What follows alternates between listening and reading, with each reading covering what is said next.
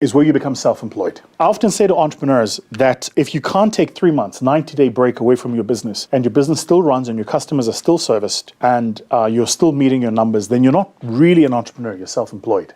And by the way, there are certain crafts that are just engineered towards being self-employed. I have a guy that I use who's a phenomenal graphic designer, truly a gifted graphic designer. And I was having a conversation with him the other day because he was telling me that he had built this business and he'd built it into a studio. He had other graphic designers working under him and he was like, it's a nightmare. So he scaled his business back. Maybe for context, the reason I was having the conversation with him is because I noticed that for a period in time, I would send him instructions of work to do and it would be somebody else in his team who would reach out back to me and say, here's the work done. And then about 2 months ago, it started being him again. He was the one communicating with me again and getting a lot more involved in the client interface. And I was like, well, what's going on? So I asked him, I said, Matt, what's the story? And what he said to me was, oh, well, actually what happened was I scaled this business into an agency, but he says, I found myself managing people and managing shifts and managing politics. And he said, I didn't want to do that. I just want to be a good designer. And I love being a good designer. So he says, I've scaled my agency back. I've got 2 people helping me with business development and account management, one doing business development, the other doing account management. Of course, you know, these are different things. Business development is the acquisition of new clients. Account management is servicing clients